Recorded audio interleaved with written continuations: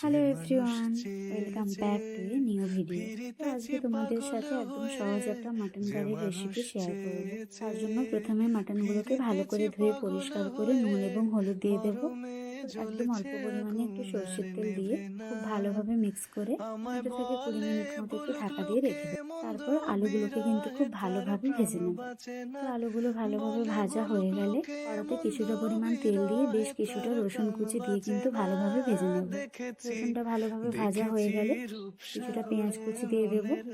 পেঁয়াজ রসুন দুটোই খুব ভালোভাবে ভাজা হতে হতে মায়ের দিকে আদাটাকে খুব ভালোভাবে শিলের মধ্যে বেটে ওটাও অ্যাড করে দিল এবং তিনটে জিনিস খুব ভালো করে ভেজে নেবে। ওগুলো আমি ভাজছিলাম আর মায়ের দিকে লঙ্কা শিলের মধ্যে বেটে নিচ্ছিল। আমাদের বাড়িতে কিন্তু প্রায় সব রান্না বাটা মশলাতেই করা হয়। লঙ্কাটা ভালোভাবে বাটা হয়ে গেলে ওটাও অ্যাড করে দিল। এবার সব কিছু কিন্তু খুব ভালোভাবে মিক্স করে কিছুক্ষণের জন্য কষে নিতে হবে। যতক্ষণ না মশলা থেকে তেলগুলো ছেড়ে আসে ততক্ষণ পর্যন্ত কিন্তু কষে নিতে হবে। মাটন রেসিপিটা কিন্তু একদম সহজভাবে বানানো হচ্ছে, এর মধ্যে কোনো নতুনত্ব নেই। তারপর একটু হলুদ গুঁড়ি অ্যাড করে ওটাকেও খুব ভালোভাবে ভেজে নিয়ে কিছুটা পরিমাণে জল অ্যাড করে নেব। তারপর আরও 5 থেকে 7 মিনিট মতো মশলাটাকে একটু ভালোভাবে কষিয়ে নিয়ে বেশ কিছুটা পরিমাণ টমেটো অ্যাড করে নেব। টমেটোটাকেও খুব ভালো করে মশলার সাথে মিক্স করে নিলাম। তারপর আরও 5 থেকে 7 মিনিট মতো কিন্তু মশলাটাকে খুব ভালোভাবে কষিয়ে নিতে হবে।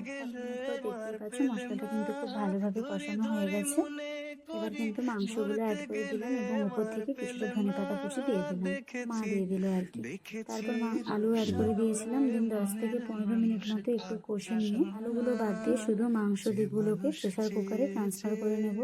প্রেসার কুকারে 5 থেকে 6টা কি 7টা সিটি দিয়ে মাটনটা কিন্তু সিদ্ধ হয়ে যাবে, যেহেতু কড়াইতে অনেকক্ষণ কষা হয়েছিল। তো তারপর আলুগুলো দেয়নি, কারণ আলুগুলো দিলে প্রেসার কুকারে খুব বেশি সেদ্ধ হয়ে যেত, গলে যেত। জন্য মা কিন্তু কড়াইতে আলু এবং রস এবং যে মাটনটা বয়েল করেছি প্রেসার কুকারে সব কিছু দিয়ে আরও 2 থেকে 3 মিনিট মতো ভালোভাবে ফুটিয়ে নিলেই কিন্তু মাটন তরকারিটা একেবারে রেডি।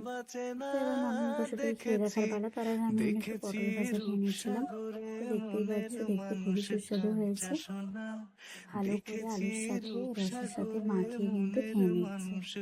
তো রেসিপিটা ভালো লাগলে অবশ্যই লাইক কমেন্ট শেয়ার করে। Thanks for watching, bye bye.